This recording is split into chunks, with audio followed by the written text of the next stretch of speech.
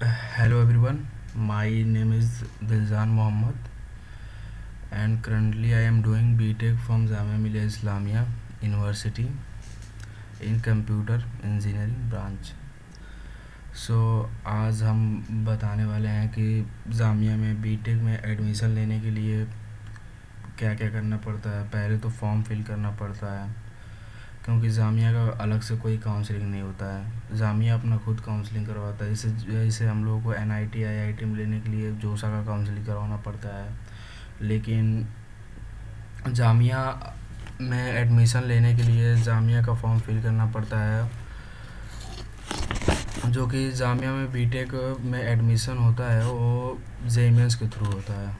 तो आप देख सकते हैं जामिया जामिया में जामिया की NIRF रैंकिंग 26 है इंजीनियरिंग में, और यूनिवर्सिटी रैंकिंग है 3rd। तो आगे देखिए आप लोग, जो जामिया का बीटेक का एप्लीकेशन फॉर्म डेट है वो 20 फरवरी को शुरू हो गया एप्लीकेशन फॉर्म भरना, और लास्ट डेट है 31 मार्च को, जो कि मेंशन है यहाँ पर। और सबसे बड़ी बात ये हो जाती है कि हमें एडमिशन जामिया में बीटेक में एडमिशन लेने के लिए हमारे 12th में परसेंटेज कितना होना चाहिए। तो आप लोग देख सकते हैं यहाँ पर 12th पास होना चाहिए, और फिजिक्स केमिस्ट्री एंड मैथ में इस एटलीस्ट 55 परसेंटेज के एबव होना चाहिए। और जो डिप्लोमा से सीधा आते हैं बीटेक करने के लिए, तो उनका भी 55% से मार्क्स से अधिक होना चाहिए। और जो एज लिमिट है वो 70 ईयर से कम नहीं होनी चाहिए। और मैं पहले बता ही चुका हूँ आपको कि इंटेस्ट किसके बेसिस पे होता है। जो जेईमेंस में अपीयर हुए स्टूडेंट रहते हैं उन्हीं को मतलब फॉर्म अप्लाई कर सकते हैं बस। उसके बाद बहुत लोग बोलते हैं कि जामिया में बहुत ज़्यादा रिजर्वेशन है मुस्लिमों का, और तो वही हम आपके पास लेकर आए हैं कि जामिया में रिजर्वेशन क्राइटेरिया क्या है। तो जामिया में मुस्लिम माइनॉरिटीज़ के लिए 30% सीट रिज़र्व रहती है, और 10% सीट मुस्लिम वुमेन के लिए रिज़र्व रहती है। एंड 10% सीट जो होती है वो OBC other backward class NCL मतलब non creamy layer schedule tribe of Muslim के लिए रिजर्व होती है। और 5% जो सीटें होती हैं इन आल प्रोग्राम में वो पर्सन विद डिसेबिलिटी के लिए मतलब रिज़र्व होती हैं। और जो जामिया के इंटरनल स्टूडेंट होते हैं जो जामिया से ही पढ़े हुए, जैसे 11-12 जामिया के होते हैं, तो उनके लिए 5% सीट होती है जो ऑल प्रोग्राम में रिज़र्व होती हैं। और कश्मीरी माइग्रेंट का भी मतलब रिज़र्वेशन होता है। हर ब्रांच में 2 सीट कश्मीरी माइग्रेंट के लिए रिज़र्व होता है। अब हम लोग बात करने वाले हैं कि कितना ब्रांच है, मतलब जामिया में बीटेक में कौन कौन सा ब्रांच है। तो जामिया में बीटेक में पहला तो BTech in civil engineering branch है, जिसमें कुल 70 सीट है, और फ़ी है 16,150। मतलब इतने कम फीस में जामिया बीटेक करवा रहा है। और कहीं बीटेक करने जाएंगे तो बहुत ज़्यादा मतलब पैसा लगता है, लेकिन जामिया बहुत कम पैसों में बहुत ज़्यादा मतलब एफ़र्ट देता है।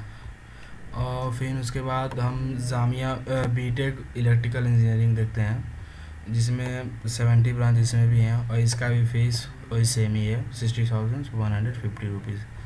और फिर मैकेनिकल का देखते हैं, मैकेनिकल का भी सेम ही है। और ईसी का देखते हैं, ईसी का भी वही सेम ही है 70 seat in each branch. And computer engineering का देखते हैं, कंप्यूटर इंजीनियरिंग में भी सेम ही है 70 सीट है, जो कि मैं भी इस 2023 में आया हूँ और मैं यहाँ से मतलब बीटेक कर रहा हूँ। लेकिन इस साल कुछ सेल्फ फाइनेंस कोर्सेज आए हैं बीटेक में, जो कि BTech in electrical and computer engineering, जो कि 70 सीट है, लेकिन इसका फीस जो है वो 1.5 लाख है। और आप देख सकते हैं कि electronics BLSI design and technology, इसमें भी 70 सीट है और इसका भी 1.5 लाख फीस है। And computer engineering and computer science and engineering data science में है जो कि 70 सीट है और इसका भी सेम ही है। और ये BSc एरोनॉटिक्स भी होता है यहाँ पर, जो सेल्फ फाइनेंस होता है। और कुछ बच्चे इंटरेस्टेड होते हैं BSc एरोनॉटिक्स करने के लिए तो फॉर्म फिल कर सकते हैं। अभी फॉर्म का डेट है अभी। और फिर उसके बाद हम लोग आगे देखते हैं कि मेन पॉइंट ये होता है कि मतलब कितना रैंक रहे कि जामिया बीटेक के लिए एलिजिबल हो। तो आप देख सकते हैं 2023 का ये कट ऑफ है, जेईई मेंस में कितना रैंक हो तो मिल सकता है। जर्नल के लिए 35,000 रैंक रहना चाहिए for CSE branch and EC branch के लिए 53,000 एंड इलेक्ट्रिकल एंड के लिए 61 के रहना चाहिए और मैकेनिकल के लिए 65 एंड सिविल के लिए 69,000 मतलब अप्रॉक्स उतना रैंक रहना चाहिए। और मुस्लिम के लिए 43,000 अप्रॉक्स रहना चाहिए और EC के लिए 59,000, इलेक्ट्रिकल के लिए 64,000 अप्रॉक्स रहना चाहिए और मैकेनिकल के लिए 68,000 अप्रॉक्स रहना चाहिए और सिविल के लिए 71,000 अप्रॉक्स है। इसी में मुस्लिम OBC ST है जिसका 47,000 समथिंग रैंक रहेगा तो आपको ईज़िली यहाँ पर एडमिशन मिल जाएगा CSE में। और 61,000 अप्रॉक्स रैंक रहेगा तो आपको इलेक्ट्रॉनिक्स एंड कम्युनिकेशन इंजीनियरिंग मिल जाएगा और 66,000 अप्रॉक्स रहेगा तो आपको इलेक्ट्रिकल मिल जाएगा यहाँ पर। और मैकेनिकल के लिए आपको 71,000 समथिंग रहेगा तो आपको मैकेनिकल यहाँ पर मिल जाएगा और मुस्लिम OBC ST वालों के लिए। और सिविल के लिए आपका रैंक अगर 74,000 एंड समथिंग है तो आपको सिविल मिल जाएगा। और जो जामिया इंटरनल हैं जो कि यहीं से डिप्लोमा या जेईई मेंस डिप्लोमा या 10th एंड 12th किए हुए हैं उनके लिए जो कट ऑफ है, क्योंकि उनका मतलब रिजर्वेशन होता है कुछ, तो उनका अगर 52,000 समथिंग रैंक है तो उनको CSE मिल जाएगा और 78,000 समथिंग रैंक है तो उनको EC मिल जाएगा एंड 93 के है तो उनको इलेक्ट्रिकल मिल जाएगा। एंड 1 लाख देख रहे हैं कि कहाँ तक जा रहा है रैंक। 1 लाख तक अगर आपका रैंक रहता है जामिया जो इंटरनल वाले हैं तो उनको मैकेनिकल मिल जाएगा। एंड 1 लाख समथिंग अगर 1,10,000 अगर आपका रैंक रहता है जो जामिया इंटरनल वाले, खासकर जामिया इंटरनल वाले लड़के हैं तो उनको सिविल मिल जाएगा। और जो मुस्लिम वुमेंस हैं मतलब जो महिलाएं हैं अगर उनका अगर रैंक 46,000 समथिंग है तो उनको CSE मिल जाएगा एंड 81,000 समथिंग है तो EC मिल जाएगा एंड 92,000 समथिंग है तो इलेक्ट्रिकल मिल जाएगा, जो कि सारा डेटा गिवन है। और ये हम डेटा डिस्क्रिप्शन में भी पूरा इसका PDF दे देंगे, आप लोग अच्छे से देख लीजिएगा। एंड 1,11,000 समथिंग अगर आपका रैंक है जो मुस्लिम वुमेंस है तो उनको ईज़िली एडमिशन मिल जाएगा। जम्मू एंड कश्मीर वालों का तो देख ही सकते हैं आप लोग, 76,000 तक यहाँ का EC ब्रांच गया है जम्मू एंड कश्मीर के जो बच्चे हैं उनके लिए। और 94,000 तक इलेक्ट्रिकल गया है, 95,000 समथिंग तक EC गया है, इलेक्ट्रिकल इंजीनियरिंग गया है और मैकेनिकल 1 लाख तक गया है एंड 91,000 तक सिविल गया है। और कश्मीरी माइग्रेंट के लिए 1,93,000 मतलब इन लोग बहुत ज़्यादा मतलब अगर रैंक रहता है तभी इन लोग को ईज़िली एडमिशन मिल जाता है यहाँ पर, क्योंकि इनके लिए सीटें रिजर्व रहती हैं। तो 1,93,000 भी अगर रैंक है तो उनको ईज़िली यहाँ पर CSE मिल जाएगा, कंप्यूटर साइंस जामिया में मिल जाएगा। और भी आप लोग देख सकते हैं PWD लो विज़न जो हियरिंग जो मतलब डिसेबिलिटी के लोग हैं तो उनके लिए तो अगर जेईई मेंस का फॉर्म भी फिल कर दिए बस तो ईज़िली एडमिशन यहाँ उनको मिल सकता है।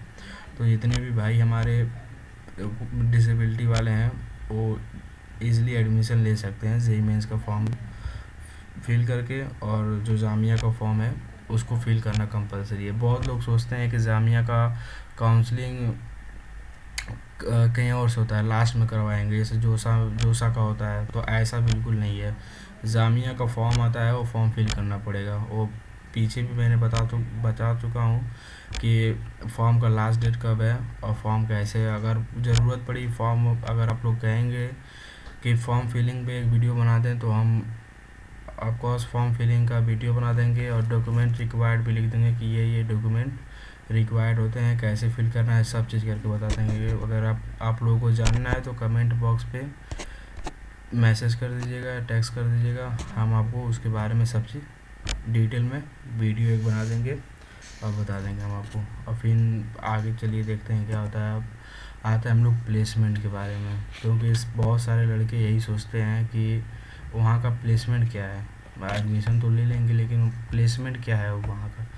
तो इस बार का जो प्लेसमेंट गया है वो 60 लाख, देख रहे हैं, 16,150 रुपये में 60 लाख का प्लेसमेंट, 4 साल, देख रहे हैं, 64,000 में, बस 64,000 में आपका पूरा बीटेक हो जाएगा यहाँ पे। अब प्लेसमेंट देख लीजिए 60 लाख है, और जो मीडियन पैकेज भी देख लीजिए 7.5 लाख पर एनम इसका मीडियन पैकेज है। तो आप लोग कंपेयर कर सकते हैं 64K से और 7.5 लाख से, कि मतलब क्या प्लेसमेंट दे रहा है, मतलब क्या है जामिया के में टीचरों में क्या मतलब है कि यहाँ के टीचर बहुत ही मतलब अच्छे से पढ़ाते हैं। क्योंकि मैं खुद यहाँ से बीटेक कर रहा हूँ कंप्यूटर साइंस से ब्रांच से, तो मैं जान रहा हूँ बहुत मतलब सारे टीचर बहुत अच्छा पढ़ाते हैं और बिहेवियर बहुत अच्छा है उन लोगों का बच्चों के साथ। तो आप लोग देख सकते हैं ये रहा प्लेसमेंट का। और फिर उसके आगे हम लोग देखते हैं कि प्लेसमेंट स्टैटिक्स आप लोगों को देख लीजिए आप लोग। कुल 4 सालों का मैंने लेकर आया हुआ हूँ, 2020, 2021, 2022 एंड 2023। 2023 में जो एवरेज पैकेज था CSE का वो 11 लाख एवरेज पैकेज था, और 2022 में जो CSE का एवरेज पैकेज था वो 30.6 lakh per annum average package था। और EC का आप लोग देख सकते हैं 2023 में 8 पॉइंट समथिंग एवरेज पैकेज था। मैकेनिकल का देख सकते हैं 8.1 लाख एवरेज पैकेज था, 8.9 लाख इलेक्ट्रिकल का भी है, यहाँ पर सारा डाटा मेंशन है, और 5.9 लाख सिविल का यहाँ पर है। अब ब्रांच वाइज स्टैटिक्स आप लोग देख सकते हैं इजीली। रुकिए मैं इस फोटो को थोड़ा ऊपर कर देता हूँ।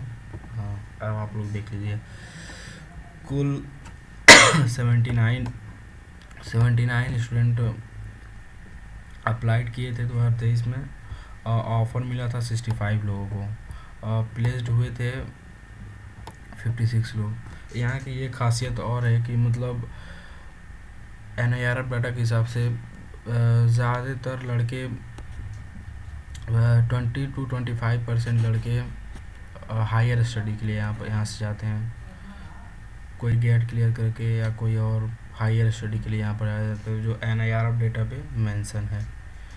तो यहाँ पर देख सकते हैं अप्लाइड EC वालों का भी देख सकते हैं 82 लोग अप्लाइड किए थे, और यहाँ पर 46 लोगों का प्लेसमेंट हुआ, ऑफ़र मिला था, और 43 लोग प्लेस्ड हुए थे यहाँ पर। ये पिछले साल का डाटा है 2023 का। तो ऐसे ही आप लोग मैकेनिकल का भी देख सकते हैं, इलेक्ट्रिकल का देख लीजिए, सिविल का देख लीजिए। तो ये सब डाटा गिवन है जो आपके सामने है। और फिर हम लोग आगे चलते हैं कि अब एडमिशन होने के लिस्ट में नाम आने के बाद क्या क्या डॉक्यूमेंट रिक्वायर्ड है एडमिशन लेने के लिए। क्या क्या डॉक्यूमेंट वेरिफिकेशन में document required at the time of Jamia BTech admission. ये पिछले साल का है जो कि मतलब मैंने लिया हूँ। तो पहली बात तो आप लोगों के पास जेईई मेंस का एडमिट कार्ड होना चाहिए, और जेईई मेंस का रिज़ल्ट का स्कोर कार्ड लगेगा जो अपने पास आपको साथ में लेकर आना है, और 10th प्लस 12th का मार्कशीट, एंड एज प्रूफ के लिए वही 10th का सर्टिफिकेट रहेगा, वही एज प्रूफ है, और certificate of proof for reserve, मतलब आपका जो भी कैटेगरी रहेगा, जो भी मतलब जाति प्रमाण पत्र होता है एक, तो वो आपको बनवाना अनिवार्य है। और फिर कैरेक्टर सर्टिफिकेट जो कि आपके जो जिसे आपने 12th पास किया है वहाँ पर आपको character certificate and migration certificate आपको ईजिली दोनों मिल जाएगा, and certificate of blood group, and blood group का सर्टिफिकेट भी आप लोग चाहे हॉस्पिटल में जाके, सरकारी हॉस्पिटल में चाहे और कहीं पर भी जाके आप लोग सर्टिफिकेट ऑफ ब्लड ग्रुप बनवा सकते हैं, and proof of permanent address, मतलब निवास प्रमाण पत्र आप लोगों के पास होना चाहिए, क्योंकि ये मतलब उसमें लगता है। अगर एडमिशन के समय अगर नहीं भी है तभी कोई घबराने की बात नहीं है, क्योंकि उसमें मेंशन रहता है कि मतलब कि इतने दिन तक के अंदर आप लोग जमा कर सकते हैं जो भी आपके पास, मतलब जो भी आपका नहीं बन पाया किसी वजह से, तो वो चीज़ आप उतने डेट मिलता है कि इतने डेट के अंदर आप सबमिट कर दीजिए, तो कोई दिक्कत नहीं। अगर आप उतने डेट के अंदर नहीं सबमिट करते हैं तो आपका एडमिशन कैंसिल होने का चांसेस रहता है। तो यही है बस। तो बहुत बहुत धन्यवाद आप लोग वीडियो देखने के लिए, और आप लोग कुछ ना कुछ सीखे भी होंगे। चलिए, थैंक यू।